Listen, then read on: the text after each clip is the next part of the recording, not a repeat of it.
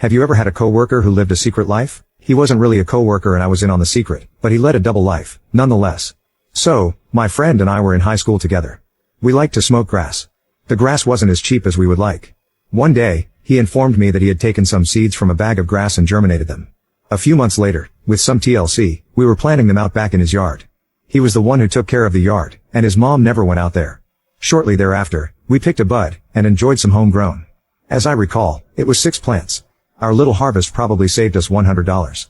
So, we saved up our money and bought some higher-end grass. He grew at least a dozen plants off of what we had already, plus what we purchased. We were rolling. Rather than buying grass to smoke, we were buying it for the seeds.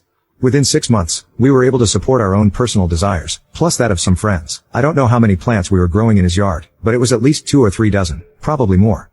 So, my friend wasn't the greatest student, but he was not stupid. He really got into the science of growing plants. This was pre-internet 80s. He read damn near every book in the high school library on botany and gardening. He went to local nurseries and asked questions. He learned how to cross-pollinate and splice. In less than a year, he became a subject matter expert in growing plants. So we had a surplus. Growing plants isn't without its costs. He decided to sell. At first it was just to friends. Then those friends started selling a little bit of his product. He needed to expand. He was making a few hundred a month and he had a bag of seeds. So he rented an apartment. While I'm sure he wasn't the first to do hydroponics, we used to joke that he was a pioneer. With the help of a friend who was 18, he rented a 2-bedroom, 2-bath apartment.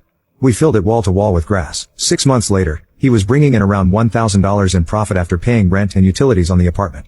A year after that, our senior year in high school, he had 2 houses rented that he used as grow houses. This is where the double life kicks in. First off, only me and 1 or 2 other people knew what he was doing. He only sold directly to a handful of people. He never fronted products. He did almost all of the harvesting and packaging himself, although I pitched in a lot. So, nobody at school knew he was growing and selling thousands of dollars a month in grass. He drove the same Porsche Celica he had driven his whole time in school.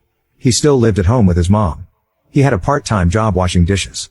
He used to say half the guys he worked with were probably his customers.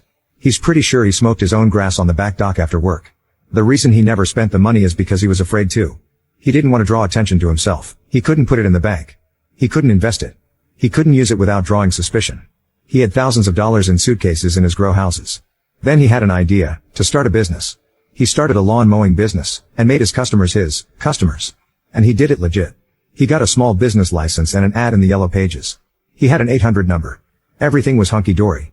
He was able to account for his income now. Slowly but surely, he trickled money into a bank account. He was laundering money. For the record, he didn't discover this on his own. He got the idea from reading a gangster novel. Then it happened.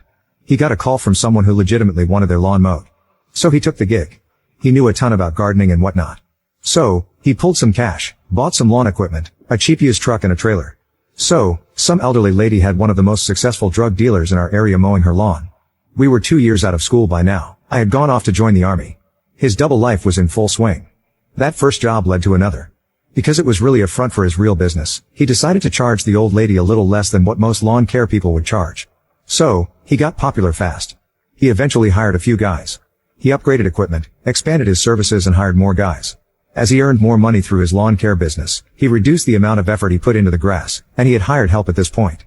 He had a payroll, so he put them on it. In a little less than a decade, he was completely legitimate.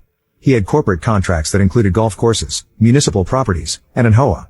Currently, he is a member of the local Chamber of Commerce, sponsors youth sports, and is a family man with 1 kid, a college graduate, 1 in school, and 1 on the way.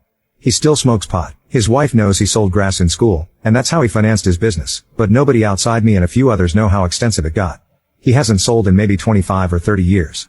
Every now and then, he said he would love to go out to Colorado or someplace where it's legal and see if he could do it again, but in the open.